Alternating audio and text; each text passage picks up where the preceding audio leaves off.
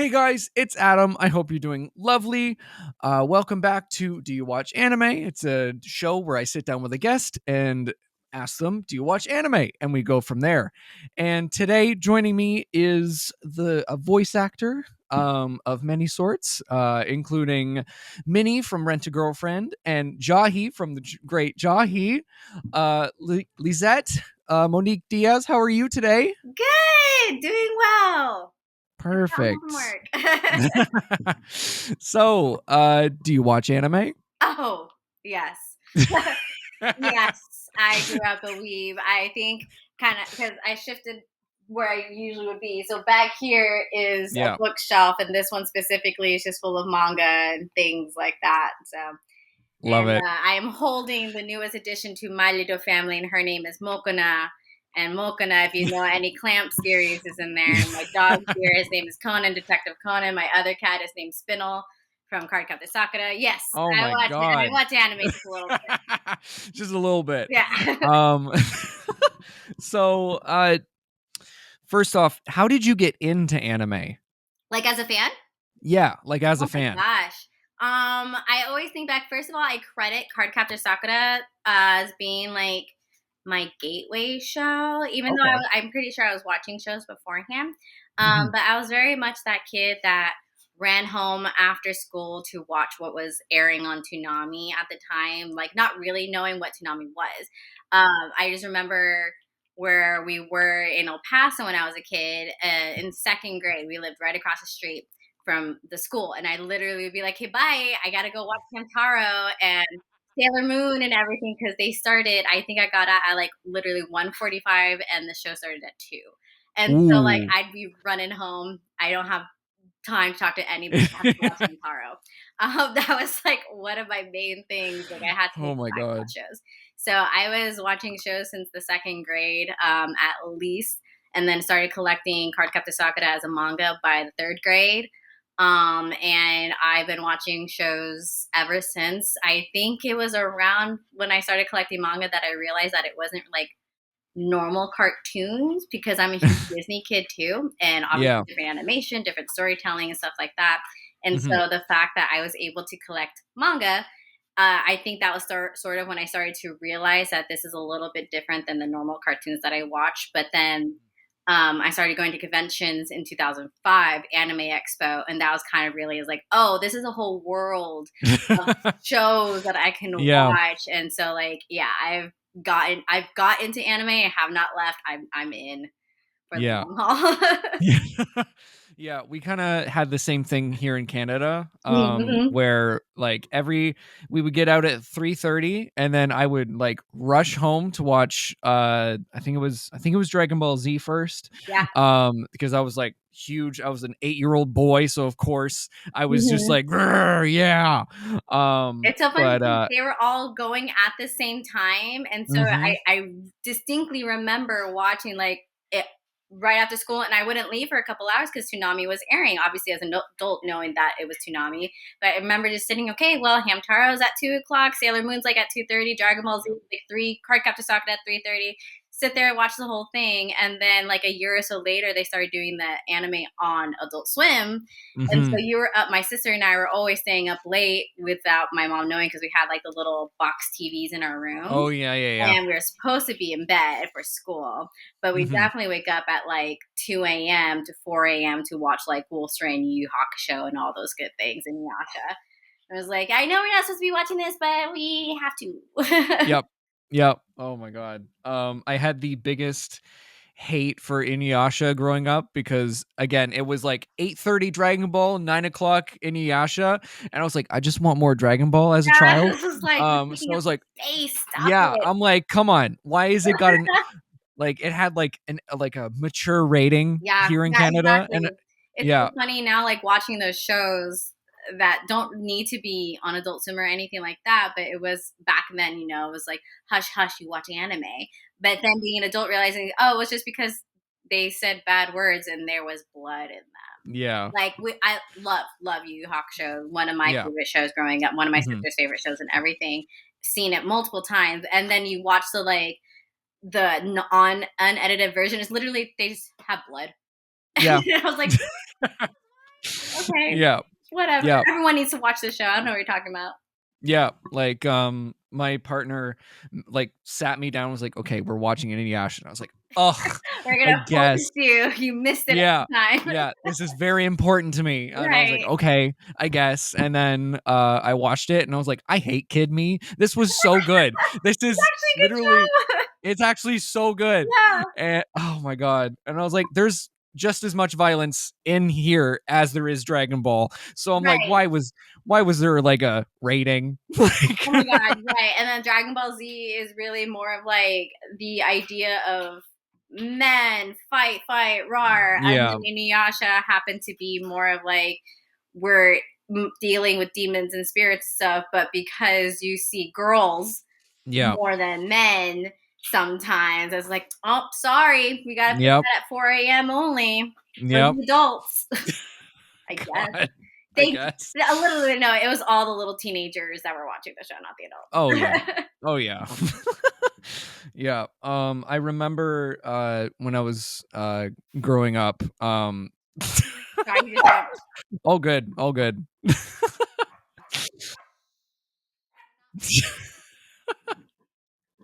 the Oh battle my of the god. corgis. They're always Yeah. so loud. All good. I remember growing up when like we had like one main TV in the house. Mhm. Yep. And so my mom would watch the shows with me, right?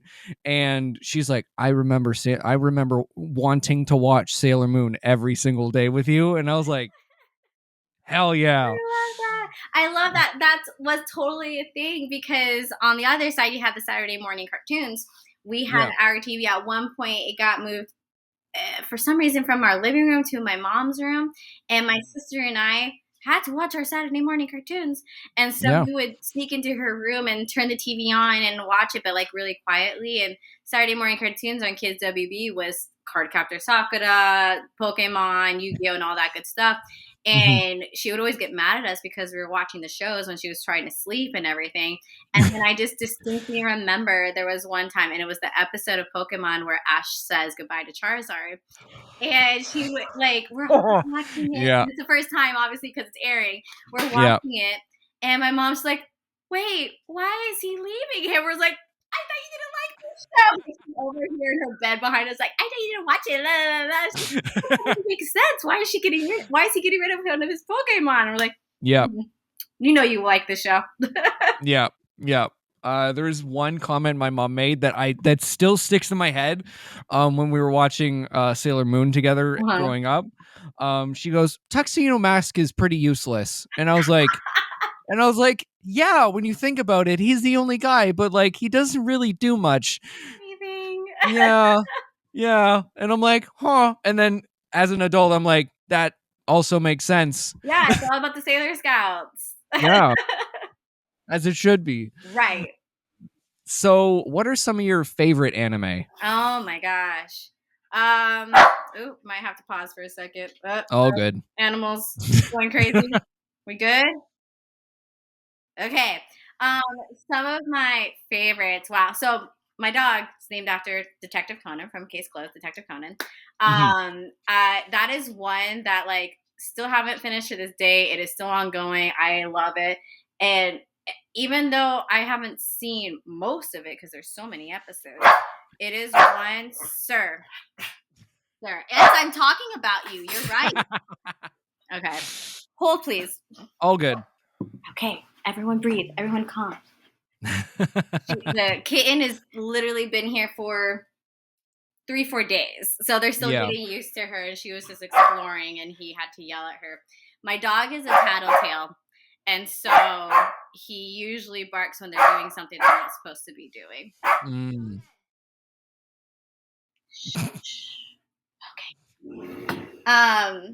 But like I was saying, Cardcaptor Sakura was usually one that I credit to being my first. Come here. Mhm. Come here. Almost. Almost. It's the corgi jump where it's like, Before you jump, I'm trying. yeah, I'm trying. yeah. Detective Conan. It's one that Mhm. I randomly will watch, and I'll rewatch it from the beginning, and I just love it. I love crime dramas stuff. Criminal Minds is one of my absolute favorite shows. I love police Hmm. procedurals and stuff like that. And so like Detective Conan, like no matter how many times I rewatch like maybe season 1, 2, 3, 4, like I I'm getting so into the story and the characters when I'm watching it right then and there. Hmm. Cardcaptor Sakura and all of the Clamp series as well. Like I have those were the ones that really got me into it. Cardcaptor Sakura was my first like real anime obsession and things. I Hmm. have multiple editions of the manga and everything. I'm not even watched Cardcaptor Sakura Clear Card yet, just because I haven't. But I have like, because growing up I was collecting it, and then they re-released the manga, and I got that version. And then I was in Japan, and they happened to have the original edition as well. I was like, I gotta get these as well. Yeah. And every time it's like something Cardcaptor Sakura, I'm buying it. And then I do credit, which a lot of people don't know this show, but Kaleido Star, which That people that sounds do familiar. know Yeah. it know how amazing it is. But usually Hmm. that's the one that I tell people is my like favorite show and highly Yeah. recommend all the time. It's on Crunchyroll. If you've never seen it, watch it. It's very early 2000s like comedy style of Hmm. storytelling, just very feel good. Girl from Japan wants to be in the circus. There's a little bit of magic. It's very sports anime because it's circus performances and stuff like that. And it's all about her like, wow, she's really not the best, and then she'll struggle and fail and then figure out how to get better, kind of sort of thing. And it's just such a feel good. Yeah. I watch it at least once a year, at least once or twice. Whenever I'm feeling unmotivated, I just watch Kaleido Star. Hmm. And then another personal favorite is one called Petite Princess Yushi. Again, another one that a lot of people don't know. If you ever watched Anime on Demand, which was one of the first services that was playing anime, Yeah. and that was really cool too, because they would do like the week to week, and they would only drop a new episode every week, and you'd have to watch it. And Petite Princess Hmm. Yushi was, I think, the first box set I ever bought. So like Oh, it's wow. magic girls of sorts and different worlds, like fairy world, demon world, and all this good stuff. Good friendship, love. Such a good story, and a lot of people don't know it. And Hmm. once you watch it, it's amazing. Yeah, I'm writing these down because Yeah. Oh my gosh, it's like you're checking all the boxes, and I'm like, oh, right. It was like a ooh, mainstream, like obviously My Hero, yeah, Attack on Titan, and stuff like that. But I was like, yeah, I have to go back to my classics, and I rewatch them at least once or twice a year because they're just that good. And then when I do rewatch them, it's just like, wow, very early 2000s, but I yeah. love it. The nostalgia. Hmm. And then of Yeah, course, Yu Yu totally. Hakushow. I already said Oh, that yeah, one, but yeah, that yeah. one's such a good one. Such a good one. So good, so good. I, And Pokemon. uh, I'm obsessed. oh, yeah, literally. So speaking of Clamp, Hmm. I love Chobits so much. Yeah. Like my partner put on the anime, and I was like, "What the hell is this?" Yeah. Like at first, I was like, "What are we watching?" And then literally, it's like episode 2 hit, and I was like, "Oh, I'm hooked." They're And then so good. it's so good. They're such amazing storytellers, and that's the whole thing. Yeah. Where, like, I started collecting the Cardcaptor Sakura manga first, and I think that's when I Hmm. realized that they had multiple things. Started collecting all of them. I'm so excited for the redoing. I remember, well, like, I don't know if it's like a new telling of the same story, but like Magic Knight Rayearth is coming back, and they're Yes. just redoing the art style and everything like that. Those are the ones that like I'm gonna hardcore collect those manga series. I have most of the original Clamp series from whenever I was Hmm. growing up. And then because some of them are so old, I have to like hunt them down. So there's like RG Beta, Xxholic, and things like that now that are older. And I'm Yeah. like, I'm missing number 6 and number 8 and stuff. And if I find it in Japanese, I just grab it because Oh, yeah. it's a Clamp series. Hmm. And there was one time they came to their, I don't know if since, but like at the time they had never come to America, and they Hmm. were going to Anime Expo. I think it was like 2006 or 2007. And Yeah. that was one where I was like, I'm waiting the 4 hours in line to just be there. It wasn't like a meet and greet or anything. It was just, Yeah. you're all in the stadium theater and you're just sitting there listening to them talk. But it was their first Wow. ever American like guest appearance, and I was like, I am Hmm. going to this, and loved. Yeah. Amazing. Oh my god. Yeah. Like, we got they made like an omnibus kind of like whole story. Like this book is like this Uh, thick. Yeah. and like of Chobits, and Yeah, we yeah, got yeah, yeah. there's 2 of them, and I was like, "Damn," and we picked Yeah. them up for like $20. I was like, "Heck yeah." And then they released the beautiful book, the blue ones, Yep. I and I was have like, 2 "Oh, of them. yeah." Yeah. In the sense of, like, and it's killing me because the past couple years, and it's so funny because, like, Mhm. all of the series that they made from me growing up are now the same age of me as sort of, Yeah. like, by a few years, and so they're like, Mhm. "Happy 25th anniversary, da, da, da, da, da." Yeah. We're rebranding and we're having these new really pretty versions of the releases. We're doing new Mhm. art books and this. I'm just like, guys, I can't do that. And I think it was for maybe Christmas a year or 2 ago, and I'm really Mhm. good at not spending money. I'll see them at the stores and be like, must be nice, and then walk away. And I'll look at Yeah. how pretty the covers are. And so obviously Mhm. they redid all the Chobits Omnibus things, the blue ones that are so gorgeous. Oh, But I knew better. And then once you buy one, I have to catch them all. I got to get the entire yeah. collection. My mother got me the first 2, and I was like, now I Oh, have to somehow buy the rest of them. Why would you yeah. me? Yeah, yeah. Haven't yet, but they are sitting Yeah. on my bookshelf and everything. I have the Cloud Book cards. They're Oh used. my god. Apparently, I found this at like a convention. Like up here is Card Captor Sakura, the board game, and I was Oh, just like, there's just okay. random things. I was like, this is a clamp thing. I gotta get it, and that's like Yeah. literally the first 3 shelves. And then after that, oh, and then if you grew up with them too, did you ever do the Clamp no Kizeki chess pieces? No, I didn't.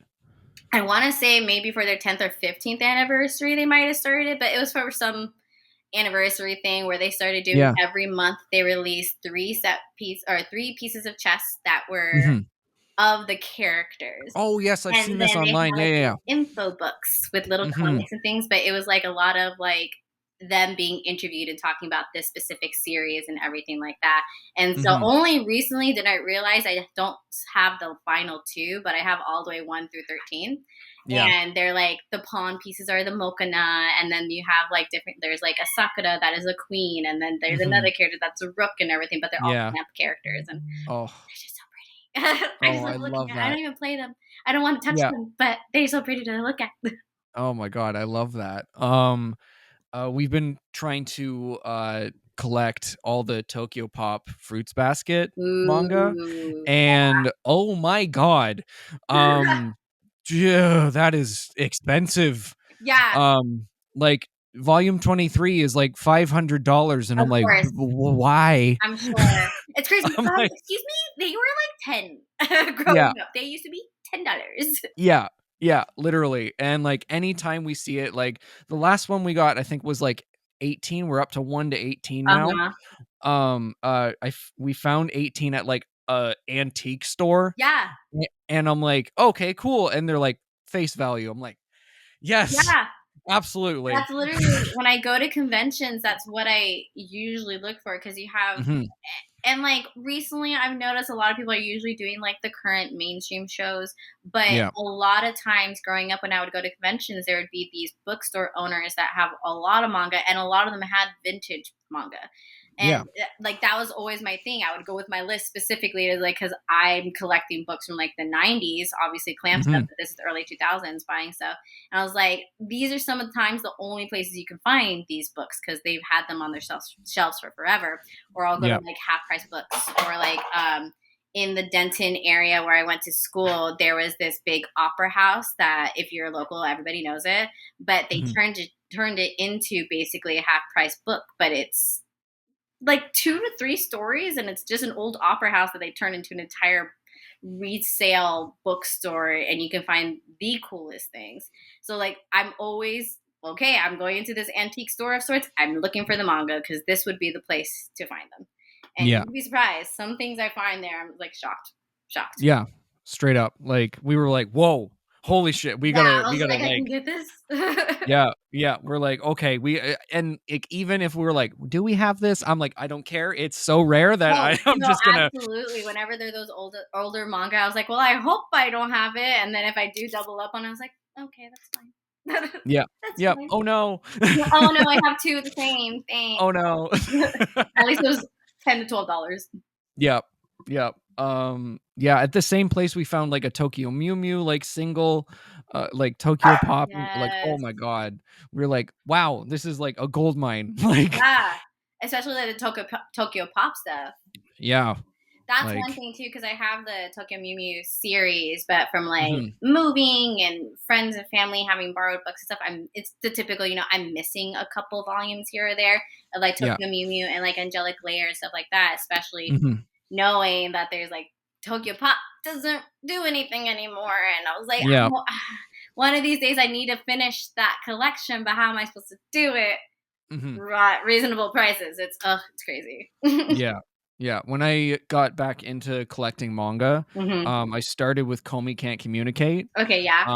And so volume 6, I don't it was during the pandemic, so like shortages and stuff. So hmm volume 6 I couldn't find anywhere, like anywhere. So I got it off this ice. I was like, "Oh my god, it's available on this random book website. Yeah. I'm going to order it," right? And I get it and I unwrap it and it's the German version of volume 6. And I'm like, "Awesome." Like, okay, yeah, Um exactly. I was like, I have like a French version of another one that I was like, yeah. I'm getting this because Yeah, I was like, "Okay."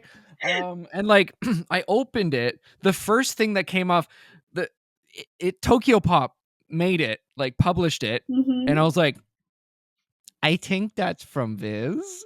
oh yeah, exactly. You're sitting there like, Yeah. interesting. Yeah, and then I, like, opened it and I went, "Oh, no." That's crazy. Yeah, I'm Like like, another one for the bookshelf collection. Yep, yep, I'm like, "You can go there." That's so funny. Yeah, I was like I was so excited.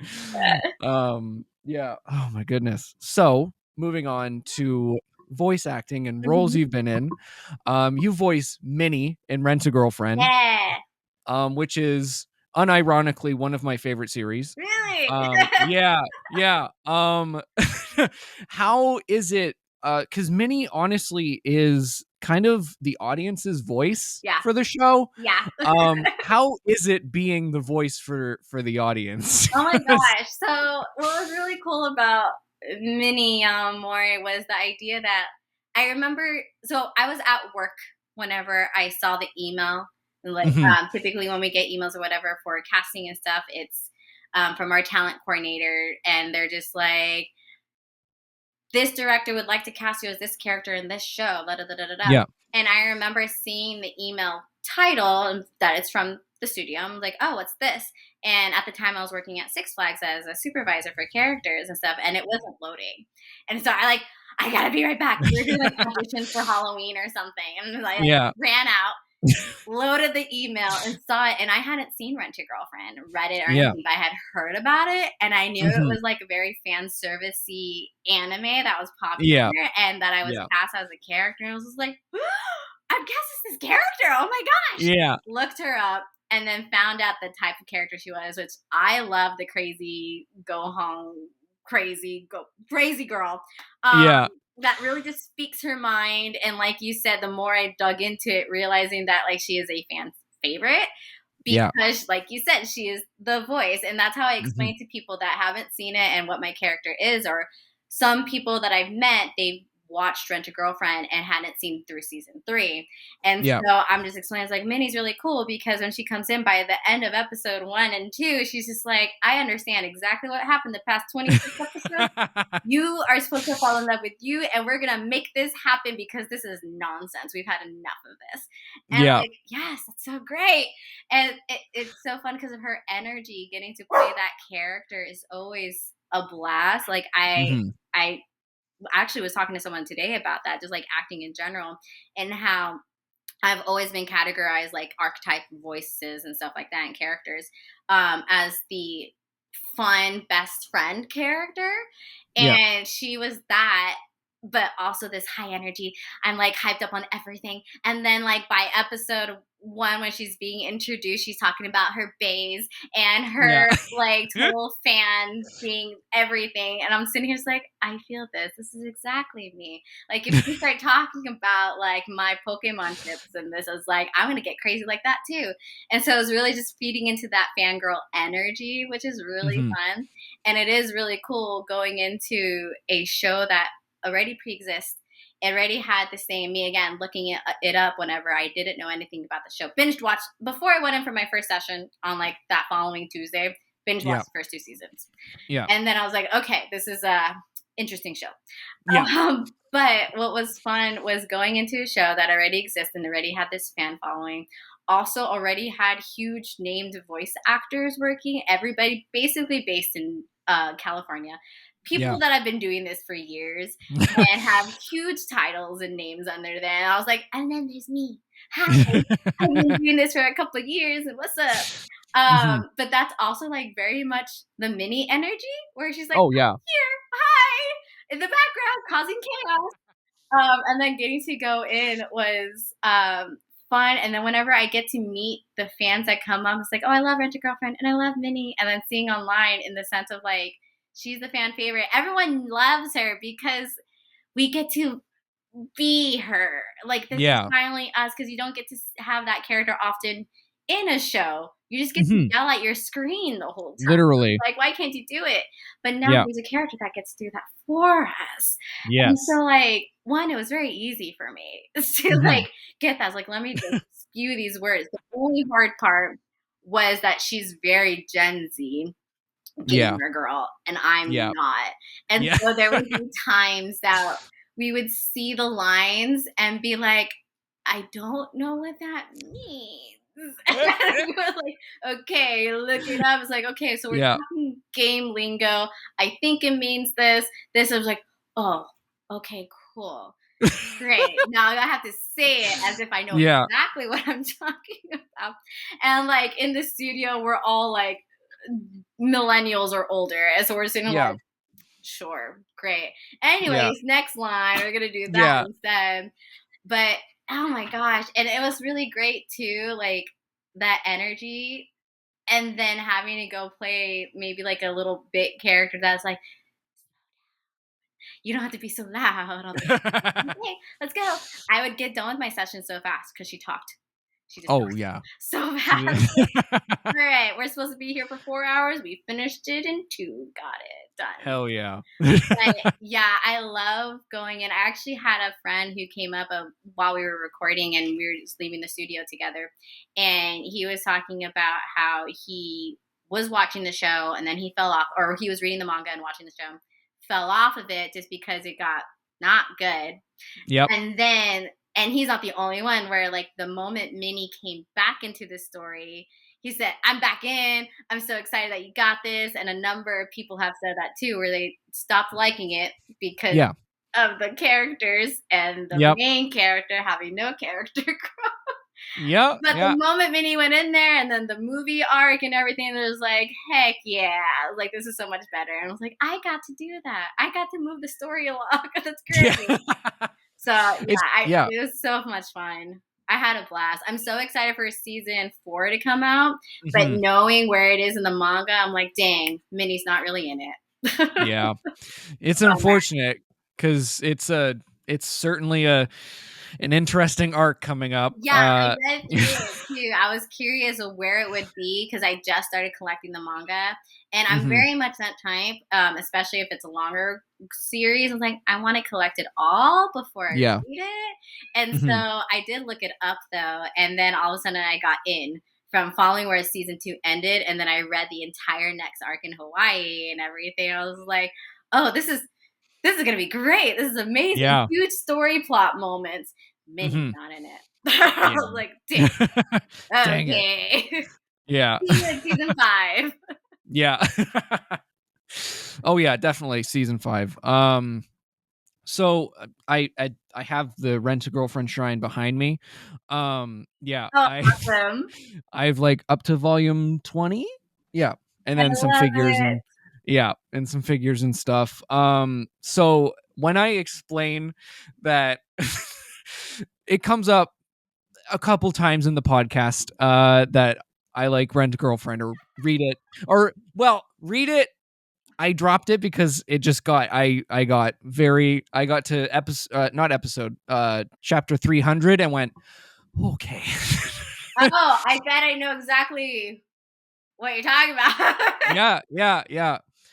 It was Um, really fun for me because, mhm, like, I'm such an analytical brain, and yeah, so, like, I love reading people's comments about the show and the books and stuff like that, and, mhm. like, the good and the bad, which crack me up in the sense of, Oh, yeah. reading the comments whenever the series was coming out, and the number of people are just like, "Why am I still watching this trash show? See you guys next week for That the next episode." that's that's I was like, those exactly are my favorites, like, the number of people that really don't like the show, but can't mhm. not watch it because they're in it. Like, yeah, I there's so many guilty pleasure shows and Oh, movies yeah. that I'm into. I'm like, yeah, I understand. Totally, yeah. I hearken it to every time I say, "Yeah, I watch/read Rent a Girlfriend." Yeah. Everyone's like, uh, Yeah, it's so and then I go, funny. "Hold on. It's like reality TV. You just That does put it not on and right, you people you." that like, because 'cause I'm not a huge reality TV show for Yeah, that reason too, where I'm just like, "Why? I'm gonna watch something with a storyline." But then yeah, every now and then you need that brain rotting show just yeah, to, like, just put on and just laugh at. But, yeah. like, the number of people that would come up to me and they come up and they say, like, "Yeah, I watch Rent a Girlfriend." But they say it like they're ashamed. And I was just like, "Really? That's so awesome." They're like, "Yeah." I like it. I watched it. It's because we've been put through the ringer on the internet, Yeah, right, exactly. People that if that we is admit the it's like, fans fighting the fans where people just like, "How come this shit show" I don't know if I could curse, I'm so sorry. No, no, you're good. "How come this crap show keeps Yeah, getting a season and this other show, which is better?" They're always yeah, fighting and arguing and think it's so yeah. funny. I was like, I mean, hey, it happens. There's a lot Eh, of shows I agree that, like, I don't like, and they just keep coming back. Don't yeah, understand. yep, yep, and that's just, that's just media, the universe. Yeah. Yeah, I I had, someone on who's, like, really into manga and really, like, just, like, that's their, like, they're a content creator, so, like, that's their bread and butter, right? Yeah.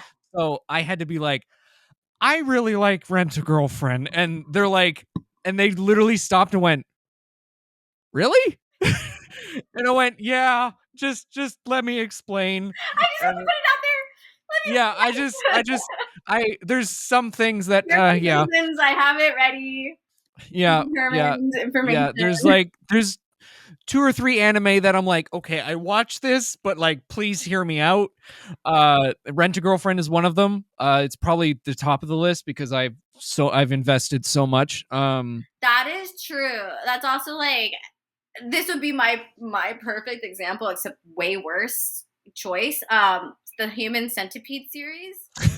In the sense of years ago, I was still in college, and one of my friends, like every Halloween, obviously Yeah, watching Halloween spooky movies.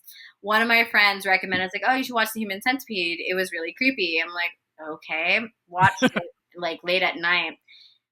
It was okay, sure, yeah, weird. And then I saw on Netflix that there was a number two, and I was like, "Well, I'm already here. Might as well watch number two." Worst choice of my life. I could never go back those 2.5 hours or however long it is. Absolutely despise Human Centipede 2, of all things. yeah, yeah, And so I was like, I hated that movie so much. And then found out recently, like a year or so ago, that there's a Human Centipede 3. And I also think there's a Human Centipede 4.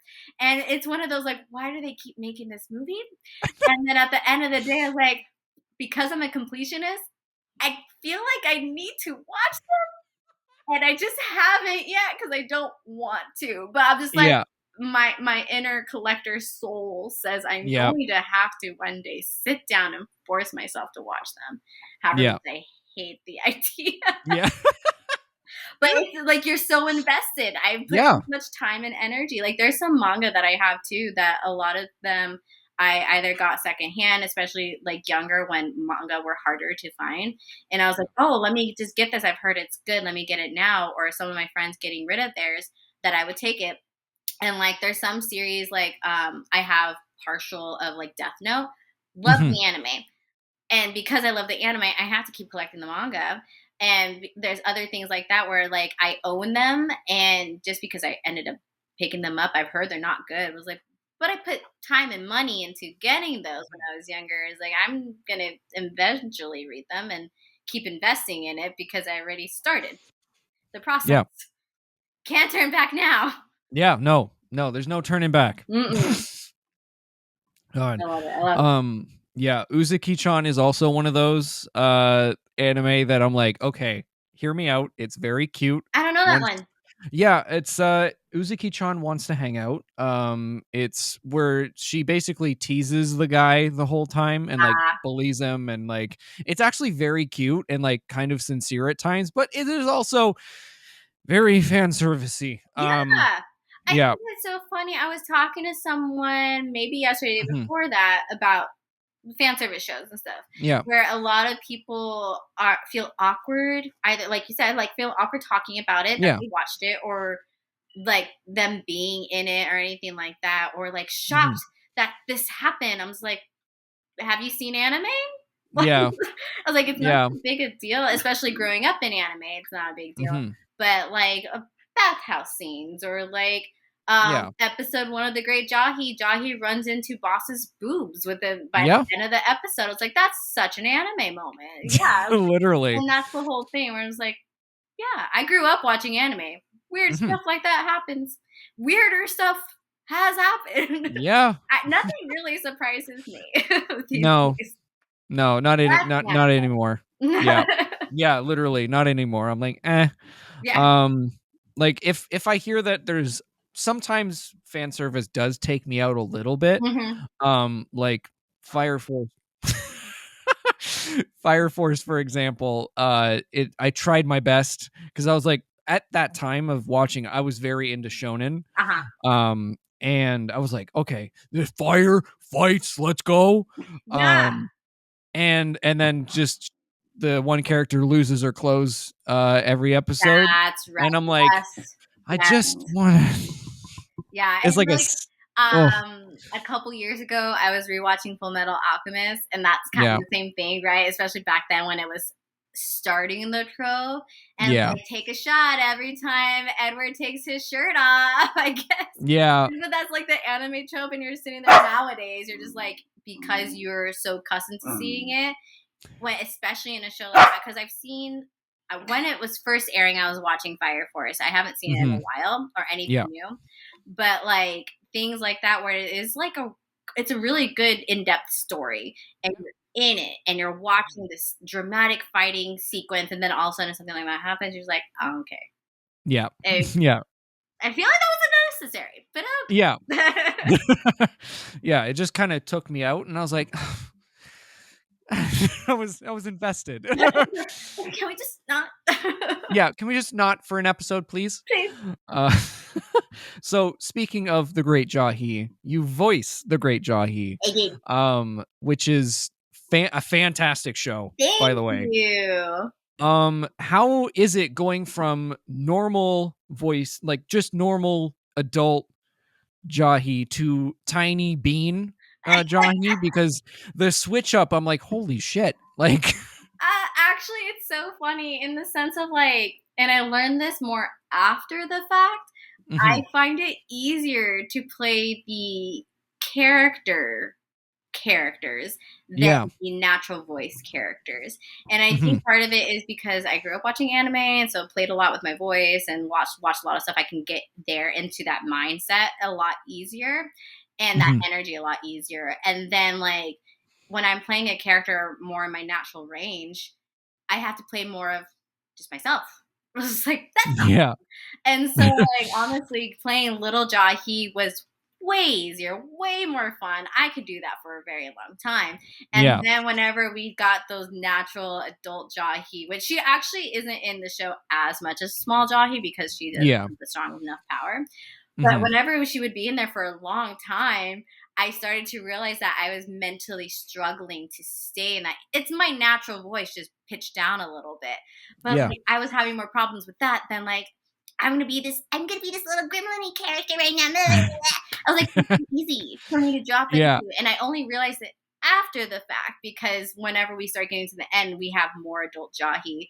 And I'm sitting here just like, why am I struggling so much? And I do think it's mhm, just like the gremlin characters are so much more fun to play. And yeah, like I do get those typecasts like a little bit later, I think a year later, same director, Jonathan Rigg, brought me Mhm. in for Sacrificial Princess and the King of Beasts, and I Mhm. played Sai, who's a little eyeball, which is literally the same voice as Jahi. And I was like, typecasting. And then so a lot of the times when I do go in, it is that same little like gremlin-y character, Mhm. where craziness, and then you have the high energy mini Mori character. I do Yeah. both sides. I very rarely go in for my natural voice, even though I really want to, because practicing my acting and getting to work on it. And actually, that is Of where course. my natural range is. And so it should be easier for me. But like, for me, when we started the show, we focused really on figuring out the two different voices. And then if you watch Mhm. the Japanese, you can hear sometimes where there isn't that much of a distinction. We made sure that every single time it was going to be very different, because especially when you have some of the inner monologues sometimes where we're sitting there, is like, is this little Jahi thinking Yeah. or is this big Jahi thinking? And so those Mhm. were conversations that me and the director had quite often, so that by halfway through the series there would be some times where I could just go back and forth so easily. So like getting it figured out by episode 5 to 10, where okay, we're gonna do all the little Jahi lines first, kind of thing. Sometimes we're gonna do all the big Jahi lines next. And then Yeah. by the end of it, I was just jumping back and forth. There are some scenes where she literally did transform mid line, and Yeah. we're like, "Do you want to separate?" Like, "No, we got it."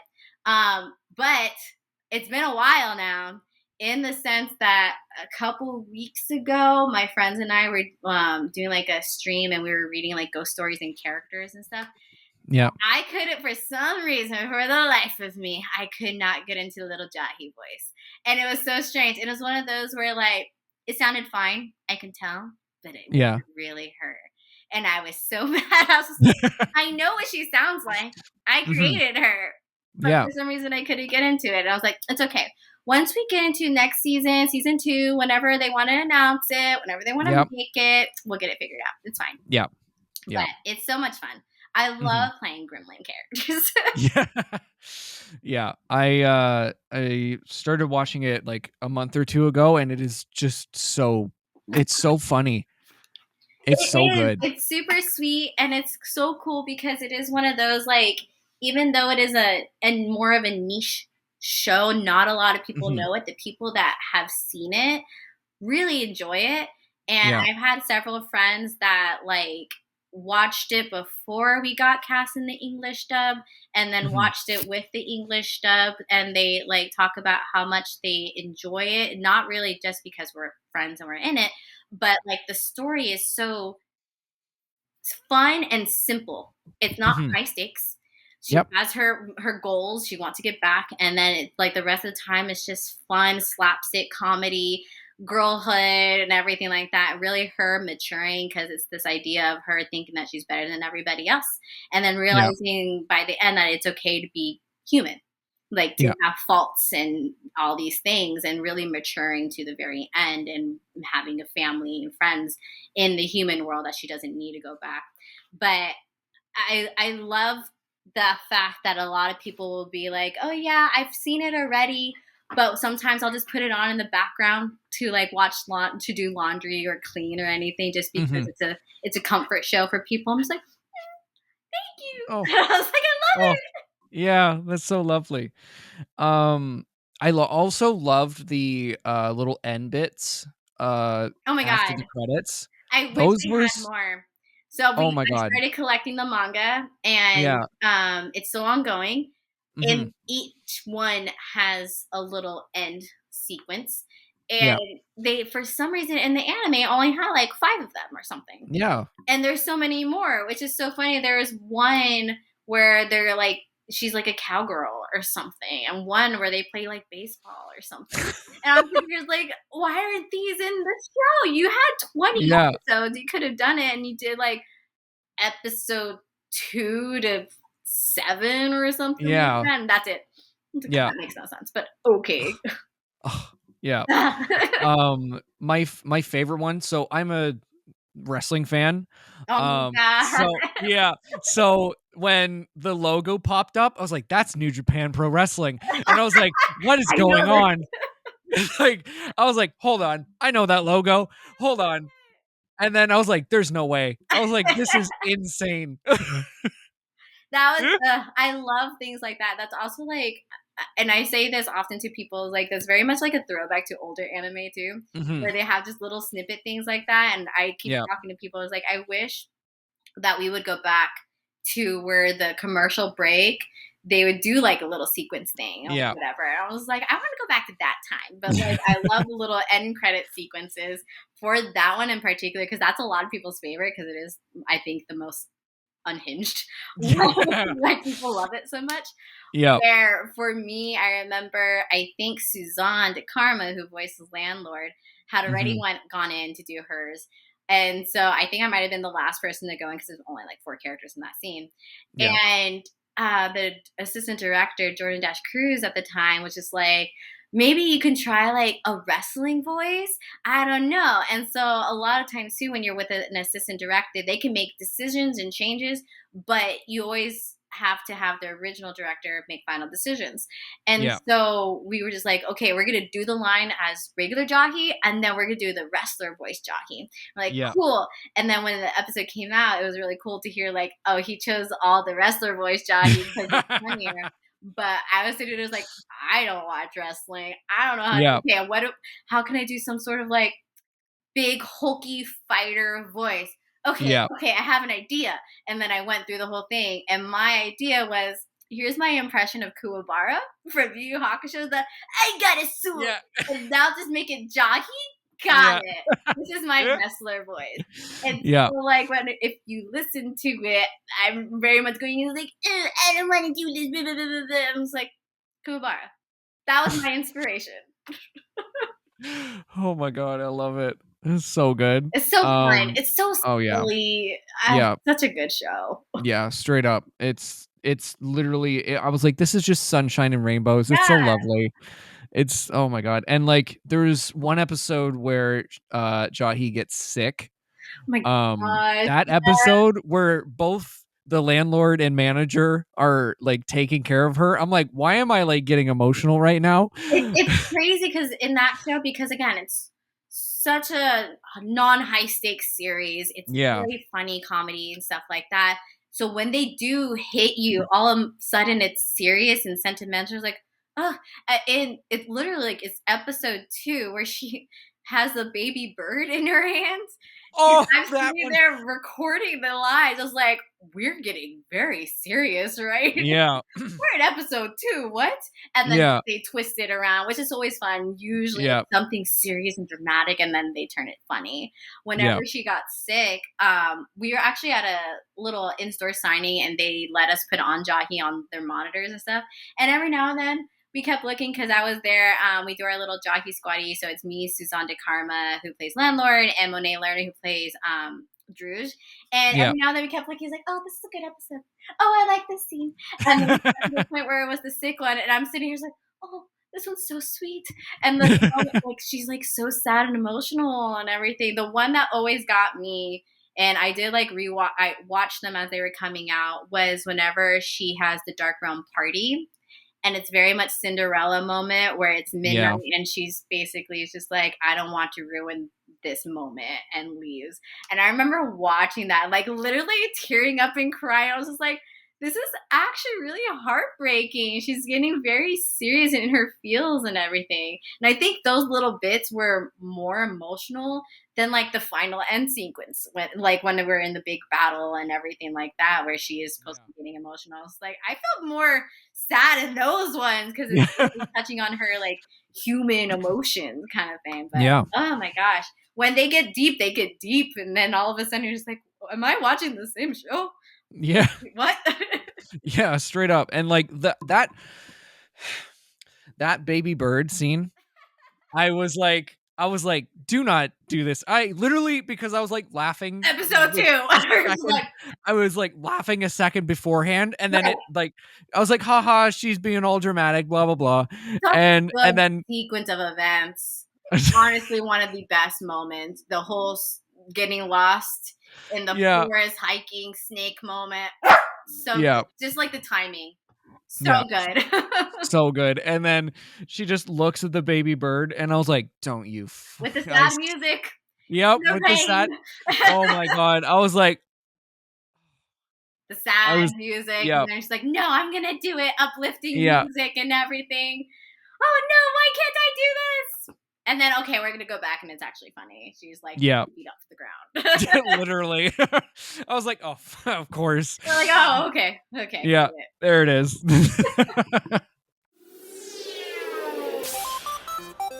Hi, I'm Steve Yurko. And I'm Tara Sands. Now available from Maji Media is our new podcast, 4Kids Flashback. 4Kids is the company who brought you the English dub of Pokemon in the late 90s and so many other shows like Yu-Gi-Oh!, Shaman King, Teenage Mutant Ninja Turtles, Kirby, the infamous One Piece dub, and so many more. We'll be talking to the people who worked at 4Kids. Actors, directors, writers, editors, producers, engineers, you get the point. And hopefully get the answers to questions both you and I have about the company. I actually worked there as a voice actor on some of the shows. And I was a kid watching the shows and remember way more than Tara does. And thank God for that. Steve is actually a professional storyboard artist, which gives some really unique insights into anime and animation. Subscribe today wherever you get your podcasts. That's the number 4 Kids Flashback. Hey guys, welcome to the Patreon shoutout portion of today's episode. And today we have two types of shoutouts, which are monthly shoutouts and our weekly shoutouts. So if you want to subscribe to the Patreon, you get exclusive access to behind the scenes stuff, Patreon exclusive videos, and the episode a whole day early. So yeah, let's get into the monthly shoutouts. Shout out to Jeremy and Ellie. Thank you guys so much. And now the weekly shoutout. Thank you to Buff Boy, Brooke, Blythe, Bunny, Geo, Keith, and Mikey. Thank you guys so much for all your support. If you want to support, link will be down in the description. And yeah, back to the episode. God. I can't wait for more. And I love it. It's so nice whenever people's like, do you know when another season's coming out? It's like, no, the manga's still coming. Yeah. Well, hopefully soon. And then it's what's cool for anyone who has read the manga or hasn't read the manga, where it ends in the anime and goes on to the manga. I want to remember and say it goes into book 8, I'm pretty sure, or ends at book 8. Yeah. So much happens after the anime ends. In the sense of like, I think it's book 9 and 10 is whenever we're so at right now because they only have up to volume 10. But like by the next volume where the anime ends, a lot is accomplished. And I'm sitting here just like, honestly, this could be like at least 2 to 3 episodes already for a season 2, but there's so much more. And I know that the mangaka, Wakame Konbu, she is currently working on her other series and still has plans. She like said, I think it was a recent anniversary that she's been working on The Great Jahi for 10 years or something like that. And she's like, hopefully we'll be able to go for more. And I'm just like, hopefully. I would love that. Yeah. Oh my God. But right now she doesn't have any plans to end it because one of her series just ended. So I was like, ooh, Great Jahi. Come on. Oh my God. I love that. So how did you originally get into like acting? Yeah. I've always been that person that loved the behind the scenes and things like that on movies and shows. I got into my first play as a theater person junior year of high school. And it was Alice in Wonderland. I actually have like my stage poster up there. But it was I've told this story before, but it's always funny to me. Oh, something in my eyeball. It's fine. It's fine. It's just dog fur. It's fine. It's fine. But I actually went in. I didn't know that you could audition for the plays unless you were taking theater classes. And so I had gone to conventions and watched at Anime Expo. They used to have AX Idol, where you can sign up to either compete for a singing competition or sign up to do voiceover competition. And my sister and I always said, is like, oh, when I'm old enough, because at the time I was too young, we'll both go in and audition. By the time I was old enough, they got rid of the voiceover side. I'm like, dang. Once I did go and do the ADV Films, RIP, they had like this cute little convention audition thing competition, and I didn't make it past the first round, but I remember because I was like 12, but I remember being up against like the little panel of judges, one of them being like Monica Rial, and they gave me really great feedback, basically saying, because I did a model, because you can either read the slides that they provided or do something off the top of your head. I gave the little speech from Pokemon, the movie 2000, of Any Fans, where Melody is doing her dance and talking about the three spheres. And I did it just because I had it. I knew it. And so I went and I read it. And like that was one thing that she was first saying. It was like, first of all, you came and you did basically a monologue. Kudos to you, because I was a child, never done anything acting wise. But she had suggested basically saying, it's like, if this is something that you'd like to pursue, I think you could do this, just because I already had like nuances in my voices and was able to play the character and move around with it and stuff like that. And that's just for me being a fan and watching shows and movies and stuff. Come this audition in high school, my friend wanted moral support, and I went with her to the audition. I didn't audition. At the end, she asked to talk to the director, who's a teacher, and they needed an extra person to read lines. And so it was her and one other person, and then me. And then I got cast as that character that I read for, and it was the Frog Footman. And I'm over here, every time I tell her, I was like, and she didn't get cast in this show. And I'm over here just like, I got cast and found my awakening, I guess. Yeah. That never went to theater. She did not. But yeah, so like that's my origin story in that sense, where it was like very much in the back of my mind. I was like, well, I'm just here for moral support. And then I was getting cast, and all of a sudden the acting bug got me. And so from then on, I started doing like the theater stuff at school. I went on to be a theater major in college and everything like that. Although I haven't, like, my goal for next year, because it's been a lot of like working and like life things this year.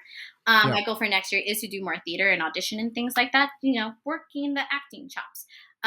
Because I did a lot of backstage stuff, and I've done a lot of character work because I did the college program at Disney. So I've done a lot of character work at different theme parks and things. And so whenever I started doing voiceover specific stuff, because that was always something that was a goal of mine. Like, I'm such a fan. I want to be a part of these things that I'm a fan of, and that inspired me growing up as a kid. I wanted to be able to do those as well. And so I've been taking voiceover classes since forever. My very first voiceover specific class was with Crispin Freeman in 2012. And then from then on, it was very much work, take classes, and stuff like that. So whenever it was post-pandemic, because by this time I had worked at Disney, Universal, SeaWorld, Six Flags, and all this good stuff. Post-pandemic in 2020, then 2021, I moved back to the Dallas area, started taking classes with Iolite Studios. They had just opened up, so I was doing their like on-camera classes and doing some of their voiceover classes, and those were really cool, and they still do them, where they bring directors, because they are also actors. They bring directors from the studio, and you get to workshop with them and get to ask them questions and things like that, where it was like different directors every time. And again, I've been working and practicing and stuff, and these were a lot of beginner classes for voiceover, and it was a huge ego boost every time, because the directors would be like, no, yeah, I think you got it, you can do this. And I'm sitting here like, well, then cast me. Yeah. And so just a lot of that, taking the classes, really networking, getting my foot back in the door and things like that. So when we went and did our very first Walla session, it was through Iolite Studios as well, where 4 actors went in and we did like the crowd scenes in a show. The Demon Lord is reincarnated as a typical nobody. Pretty sure I missed a word or two. Isekai. Yep. Went in, director was Jason Lord. We did our Walla. You usually get pulled out, and each one does like bits, like a single line here or there. And from that one Walla session, he brought me back to read for Even in Skeleton Knight in Another World. So he cast me as that character. And then from that point on, I just was able to book consistently just from doing a Walla session, and then my name popping up and meeting other directors and doing this, that, and this. I ended up covering for someone who couldn't make it post-pandemic for Kaguya-sama, Love is War. One of the directors from a class brought me in to play a character because she had worked with me before. She had actually cast me as my very first like video game, just like bits and things like that from that class as well. So it was a lot of people, Wow. especially nowadays, you're taking your class, that director happens to be casting because you never know what they're working on, and getting brought in because they have worked with you. They know that you're good at taking direction. You might have the same voice that they're looking for. And after that very first Wallace session, which was in May, got cast as the great Jahi about 2 months later, and then have just been consistently working since then. So yeah, I like jumped right into the deep end and have been doggy paddling the entire time through. So I've just been really fortunate. But yeah, it's been so much fun. Yeah, I love that. Oh my God. That's such a cool, like, kind of, you know, all around story going from like, oh my God, that's so cool. I've gone to conventions for so long. I love going to panels and talking to other voice actors whenever I was growing up as a kid and hearing their stories, because everybody has a different story. A lot of people go the theater track. I went the theater track and then went very off course, and a lot of people end up doing that, and a lot of people end up not. I always think right before I did the Disney college program, I had taken a class with Sonny Strait. Again, his first class. I always ended up being in one of the first classes. Sonny Strait was based in the Denton area where my school was. And I actually took one of his first classes, and he had given me permission to use him as a reference. I had just did my very first open audition for Funimation at the time. But I had also already been accepted to the Disney college program. And so every now and then I think about it. I was like, what would it have been like if I had stayed in Texas to continue pursuing this thing I already knew I wanted to do, or go do the Disney college program, which loved, adore, and everything that I have learned from doing everything over there at different places is what I bring into my acting and my experience now. And so I'm very grateful for it. But I always just sit here and wonder and know for a fact that like my acting wouldn't be the same if I hadn't gone to do everything else. But it's one of those, I was like, wonder what life would have been like. I need to go get an isekai and go do that lifestyle for a little bit, see how that turns out. Oh, totally. Yeah. Totally. So one more question before we go. So going from a fan of anime to being in anime, how has that relationship changed over like the course of your time being a voice actor? I think in the sense of, and actually I've talked to people about this. I watch less anime now in the sense of like, not that I love anime. In this, I can watch it for a very long time. I will find my shows, and sometimes I'm just all I'm watching is I'm binge watching anime and stuff like that. But then you get these like moments where I like sometimes you don't get cast in shows, and you auditioned for this one show that you really really wanted, but now I can't watch that show because I didn't make it in, and it kills me. So, and I have to wait a little bit before I'm just like, okay, let me watch it. It's fine. Okay, they're really good. It's fine. But then like, you know, growing up as a total weeb, I don't talk to people about anime often because you also have this part of you where you're just like, I need to be professional and this is a business and everything like that. And so the people that I know I can totally weeb out with are also in the working field that I'm in, and I want to come across as this crazy fan person. And then every now and then you see someone wearing a shirt or some pin on their backpack, and you're like, and all of a sudden you're just like best friends. But it's always hard. Like, and I realized that in the past year, it's like I haven't really nerded out with people a lot since I got into working in anime, just because I don't want to come off as that person, that weird anime fan that is also a voice actor, because I'm also a professional. But every now and then, and it's like, I was talking to another friend about this yesterday, where, and I do this with movies and theater and stuff too, where it's hard to turn the brain off because I'm always dissecting. And whenever I go to see a show, I'm watching for the exits and entrances on stage. I'm looking at the dressing. I'm looking at the lighting and everything. Now when I watch anime, I'm just like, that lip flap is a little bit off. They should have really turned up this thing and Yeah. And so I'm constantly like dissecting it rather than really getting into the show. And so sometimes that is hard to turn on and off.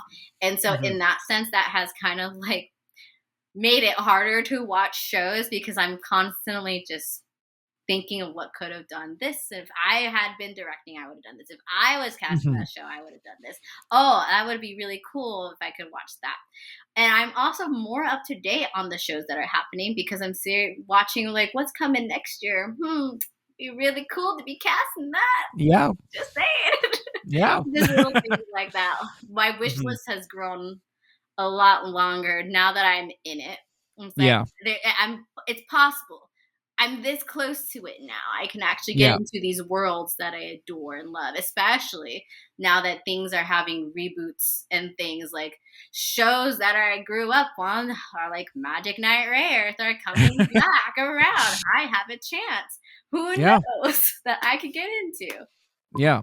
But and then like on the other side of that, getting to go to conventions because again, I grew up going to cons, so now I get to talk to people and still get to fan out and things like I got to be in Blue Lock. I was watching Blue Lock when it was coming out too. I love Blue Lock; it's so fun. I was watching Bull Footy. If you've ever seen that one, it's a really cute one too. I was watching that whenever pandemic was happening. That was coming out and airing, and literally my brother and I would wait because we both really liked it. We'd wake up at 9 a.m. on Wednesdays when it was supposed to be dropped to watch this show. And whenever it was like 9:30, it was like, why is it late? What's going on? Funimation and or Crunchyroll, I guess, had just turned over at the time. And then I got to be in Bull Footy. And so it's like things like that where I get to be in a show that I liked beforehand, being texting my brother. My sister's like, or like One Piece, which I don't watch One Piece, but I know a lot of friends are like, guess what I got to do and everything. So getting to meet people, I've gotten to work and meet with a lot of people that I admired growing up, and so it's been really cool getting to do that. And like, I'm such a fan of you, but I can't tell you that. Just know. Oh yeah. Oh, I know. The amount of because you're talking about Rent a Girlfriend, the director was Jerry Jewell for season 3, and he is my favorite voice actor. I always tell people, I was like, when the first time I got called in for him was for like a little bit part the year beforehand, and then he cast me as Minnie for Rent a Girlfriend. I was like, wow, he likes me. Does he know? Oh my god! And he's such a cool guy. So getting to chit chat with him and talk whatever like in the booth is so cool.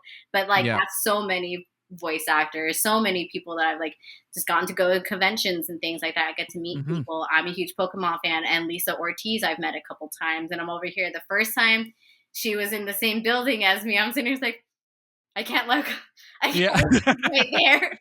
She's the director of Pokemon right over there. Yeah. So like things like that, where it's like it's just so cool to meet people. And it's like, I grew up watching you. Wow. And now we're getting to work and associate with each other, which is really cool.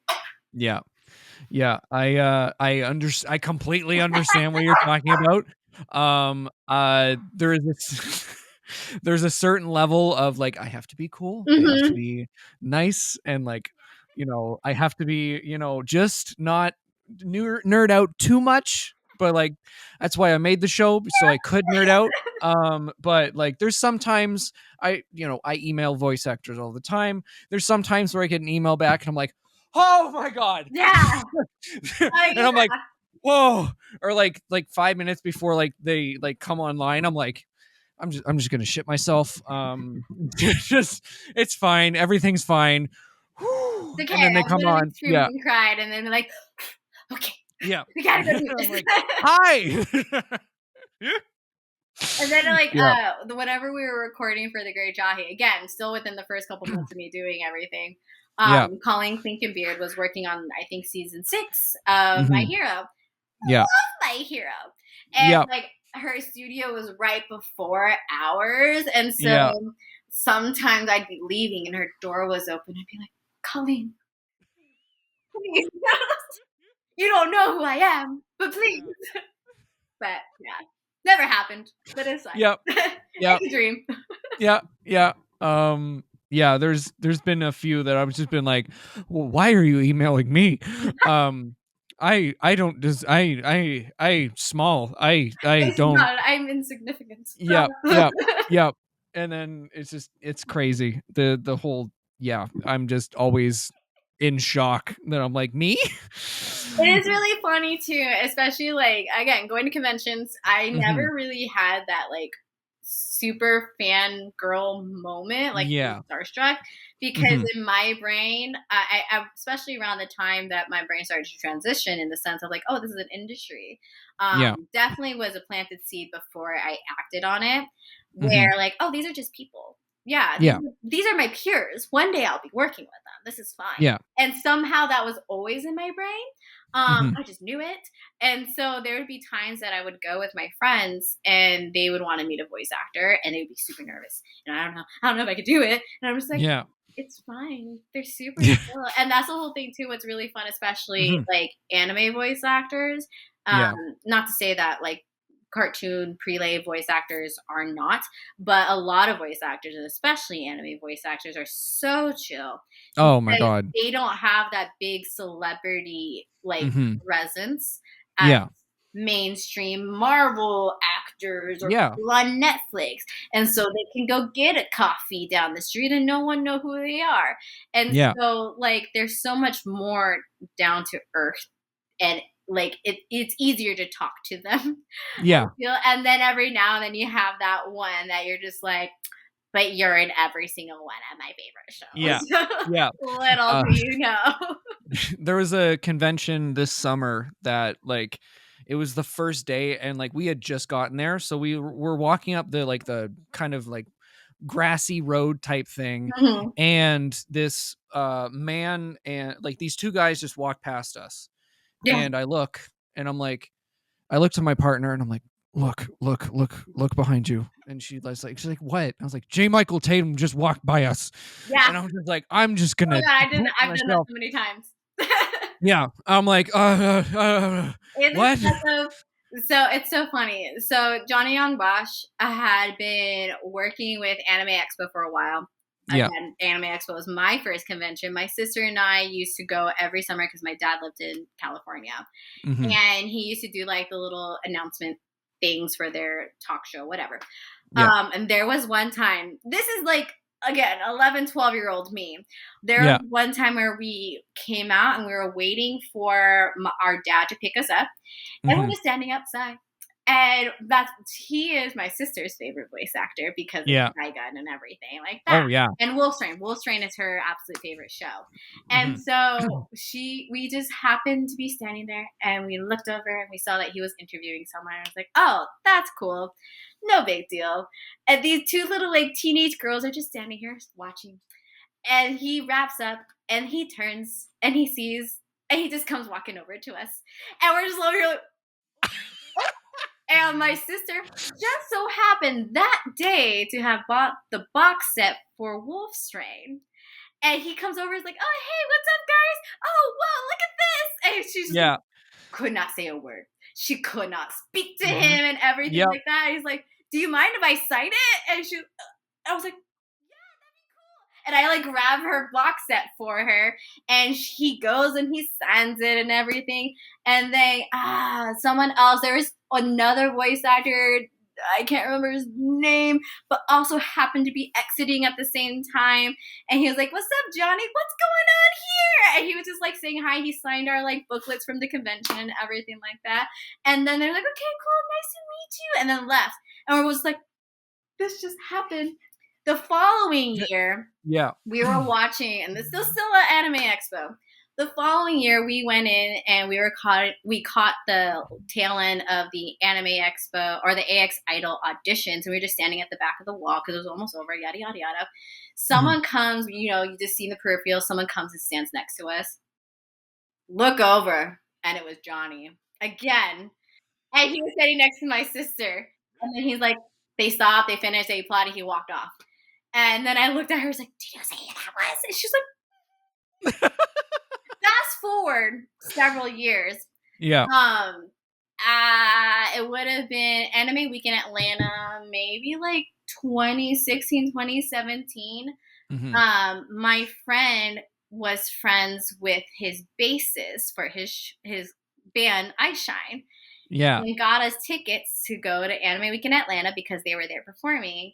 And we got to hang out with them. We got to have dinner and everything like that. We roadied with them. And then a year or so later, I was in California. I had made friends with the guitarist. And then I got to go to it was an after party for Anime Expo because I didn't go that year. And Polo, the guitarist, invited me. And so I got my sister. I said, I got invited to the after party for Funimation. If you want to come with, Johnny's gonna be there. She's like, I'm in. We didn't mention anything. We literally we're just going to this after party for an hour just so we can see them. And Polo was DJing and everything, which he does, which is really cool. And then because I knew Polo, he was like, do you want to take a photo with Johnny? And we're like, yes, we do. Yeah. And so it was one of those wow, started in that moment where you're just like, why, who is this person and how is he coming to West? And oh my God, this is a voice actor. Sir? Y'all just caught that. He just bit me for no reason. People don't oh my God. He does that. I try to tell people he's an a-hole and there he goes again. Bites me for no reason. Yeah. But yeah, and it's one of those where the guitarist Polo and I would randomly message on Instagram. And it's so cool to 10 plus years ago, I was fangirling or freaking out at this voice actor coming. And now, there's opportunities that I can be sitting on a panel with him. And that has happened a couple times where I'm on a panel with a voice actor where I'm just sitting just like, why am I here? I was like, why are you guys asking me questions? Actually, the convention this past summer, everyone on the panel has been doing this for years. And they're asking about some sort of specific question, story, and thing. And then my response was it was if I had any weird stories, like fan stories or in the studio stories and stuff like that. I was like, I've been doing this not long enough to have a story. I'm so sorry, guys. I'm the only one. Everyone 10 plus years on me. I'm just like, why am I here? Okay, fine. And a number of times that has happened. Everyone is so sweet and chill and literally was like, what are you you're also a voice actor. It's like, I know, but sometimes I forget. This summer I got to go to my hometown convention and be a guest for the first time, and I was like, holy crap, this is still waiting for that. Then and they're like, hey, do you want to do a my goodness, they're like, do you want to do a little interview as well? I was like, yeah, sure, I can interview someone. Who you got? And they're like, oh, do you want to interview Greg Abbey, who's also Raphael from Teenage Mutant Ninja Turtles, your favorite Teenage Mutant Ninja Turtles series? And I was like, oh, sure. And Tristan from Yu-Gi-Oh! And I was like, sure. I'm like, oh, God damn, what the hell? Yeah, I'm fine. Everything's fine. And then, it was fantastic. But I was just like, when they emailed me about that, I was like, that's insane. For a little bit. Yeah. I just need a minute. And then when I met Chris Sabat at our local con, I had my All Might manga and I was like, hi sir, can you sign this? And then he's like, yeah, sure, man. And then I have an All Might and Deku tattoo. And so I was like, oh, I have this tattoo. I was nervous as hell. I was like, I have this tattoo to show you. And he's like, oh, that's so beautiful. Can I draw on it? And I was like, yes, you can do whatever you want to the tattoo. Do whatever you want, God. Yeah. And he's like, he started drawing a hat. He's like, I'm trying to draw a top hat, but it became a witch hat. And I was like, I don't even care. Yeah. I was like, don't even care. It's fine. Yeah, it's fine. You can do whatever. Gosh, I had a story. It popped up and then it very much quickly disappeared. Can't remember what I was going to say on that. Yeah. But anytime meeting a voice actor at a con, we've had nothing but good times. But we were meeting Monica Rial Mhm. for the first time, and we're talking blah blah, and this head pops out behind her and like kind of like, oh, saying hi as a friend, and I was like, that's Steve Bloom. Yeah. That's No, fucking Spike Spiegel. yeah. I was like, oh my god. I'm like, ah. This is fine. Yeah. Yeah. Yeah, it was crazy. I was like, It's oh my crazy. god, It's that's cool, especially with those people that like, the people who basically founded all of our anime that we watch. yeah. They're all friends. They all know each Mhm. other. Some of them did record together before they branched off to do their other things. They've been doing conventions together for so long. And so it's kind of one of those like they are all friends. And Yeah. we're over here just like, you're this person, you're that person. Yeah. Yeah. How do you guys Yeah. know each other? Very Yeah. much I'm like like, Avengers style, where all the different characters and stories are coming together. You're like, wow. yeah. Yeah. Like, I had the voice actor of Jim Bay from One Piece Uh-huh. on here, and we went out for drinks at New York Comic Con after, and he's telling a story, and he's like, oh yeah, Chris told me this, and I'm like, you're just naming Chris Sabat like Chris, like you're friends. That's crazy. I checked you at my job. You were just doing like Sonic meet and greets. So like Yeah. I was in costume and everything and meeting with kids, and it just Yeah. so happened that Dallas area was doing Sonic Expo as well. And Yeah. so the Sonic cast was all there. We had met some of them at a different convention. And so it's kind of like, hey, let's have dinner and everything like that. Someone at my work learned during the Sonic meet and greets is a huge Sonic fan. And on Yeah. the last day of the convention happening, I had to go to her and be like, I'd feel really bad if I didn't say this. Would you like to come have dinner with me and some of the Sonic cast? And Yeah. she was just like, I would, but I can't tonight. I was like, okay, I'm just Yeah. letting you know. I'm about Yeah. to go have dinner with like Pete Capel and Jason Griffith. And I was just like, you're okay? No, just gave you the offer. There's always next year. We do it every year. Yeah. But Oh it my is one of god. those like every now and then where I got my brother into Blue Lock as well when it Yeah. was coming out, and then Mhm. they ended up my brother and my mom ended up coming to a little convention that I was at as well, Yeah. and it was a whole bunch of Blue Lock people. And so they came in the night before, and we were all like eating at like Hooters or something like that because it was a small Yeah. town.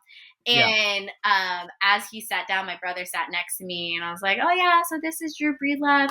He's the voice of Bachita, who's my brother's favorite." He went, "Oh, that's cool." It's like his like little fanboy, like. Hmm. And then as we Yeah. left, it's like, you weren't expecting to meet Blue Light Cast tonight. Where he's like, Yeah. not at all, no. Yeah. And every now and then, that's the whole thing. Like now, I have some like the coolest Christmas birthday gifts. I met the voice of Wolverine. Name escapes me right Cal now. Dodd. Cal Dodd, right? Yes. Yeah. Yes. It was like I feel Yeah. like you said it, and I just didn't hear you. Oh, good. Met Cal Dodd last Yeah. year and Jason Marston last year. And like my dad's a huge Marvel person. Yeah. And so I got a signed autograph from him. I met every time I meet voice actors that like I know my brother and my sister, like I was like, I'm gonna get them something. That's usually so I met this person, here's a signed autograph. And he was like, oh my god, thank you. I was like, I know. I'm the best. It's fine. Literally made my sister cry because I gave her a Chuck, or my mom had to bring it to her, but Chuck Huber was at the convention I was at, and he signed a Hiei thing, and that was Yu Yu Hakusho. That was one of her absolute favorite shows. Hiei, her favorite character, and she literally was crying, and I was like, I'm so happy I made you cry.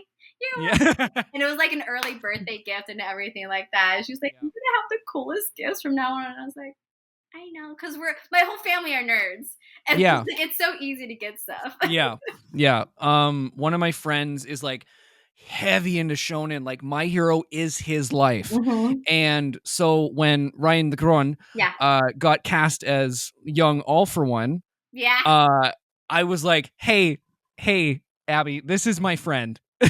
And he's like, what role? And he like started like screaming, and I'm like, settle down. really cool too. Like I'm sure Ryan would say the same thing. Conan, shush.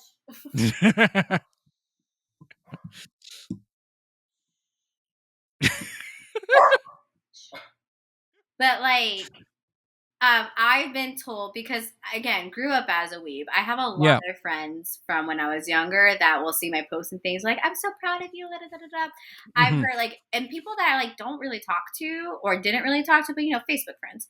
And Yeah. every now and then, I'll get a message of like, one of them is a teacher in the San Antonio area, and that she's told her students about me and that she's like, my kids think you're the coolest person ever because you do anime, and like therefore they think I'm cool by association of knowing you. I was like, I'm so glad. And my Yeah. mom, who is one of the head like Boy Scout people in San Antonio, will often also talk to her boys about anime and things, and Yeah. so like, have you heard of this show? Are you in this show? Okay. No, okay. What was the new show? Okay, let me go see if the boys know.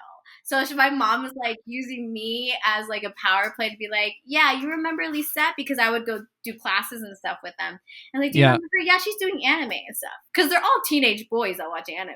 Yeah. And so whenever I randomly go to visit for the holidays, they're like, oh, hi, Lisette. It's so good to see you. Wow, you know that show you were in? I was like, let's talk about it. Like, okay. Yeah. But I was Oh like, my don't God. worry, guys. I'm as much as a nerd as you. I'm freaking Yeah. out when I'm in this too. Yeah. Yeah. Yeah, it's crazy. When that got announced, like Ryan had been like, "Oh, by the way, I can come on like next week because there's a big thing coming." And I was like, "Big thing? Like what could it be?" Like Yeah, we were right? Exactly. we were trying to be like, "Oh, it's going to be this or this. It Trying to could be guess. this." And then that drops and I was like, I just shit myself cuz My Hero's my favorite show Yeah. like ever. And like I was like, I'm just going to, oh my God. I was like, I I'm was not not expecting caught up that. in the sense of I'm really bad when my shows are ending. I just like, Yeah. I don't want it to be over. So I kind of just like, I'm not going to watch it. It's fine. Yeah. And so like a lot of people are like putting their announcements, obviously, whenever they're in season 7 and then with the Mhm. movie coming out, it's just like, I'm just not paying attention. I'm just not looking. But Yeah. congratulations. Yeah. Like, I'm sure you guys sound amazing. And then like Yeah. Ryan released his new little visual reel, and the very Mhm. first thing is him in My Hero. I'm just like Yeah. sending him like text messages, like, congratulations, Yeah. we're caught up. Yeah. It's like, you did great, I'm sure. Yeah. Yeah. You did. You great. Exactly. I am holding out hope for Vigilantes. Yes. We are Please. at this point in the show and the series that I know I can't get in. Yeah. Fine. But Vigilantes is hopefully Yeah. on the horizons. Yes. And that's a whole new opportunity bracket. So Yeah. I'm hoping for that. Like, Exactly. I love My Heroes. Yeah. So good. So good. But thank you so much for coming on. Yeah, of course. Thank you for having me. Of course. Of course. Where can the lovely people find you? Yeah, I'm on social media, just under my name, Lisette Monique Diaz. You're gonna get better chances if you go to Instagram or Twitter/X. I know everybody's on Blue Sky now, and I don't really post there. But what I do post is basically the same across the board. Instagram and Twitter X are usually where I'm posting most of my stuff. Cool. And currently, if you follow me, I don't know when this is coming out, you'll be catching a lot of kitten content. Yes. Lots of kitten content. You, baby. You can follow me at Corky Cosplays on Instagram, Adam Corky everywhere else. Subscribe to the Patreon. You get early episodes and some behind the scenes stuff as well. And yeah, you'll see you guys next week. Bye-bye.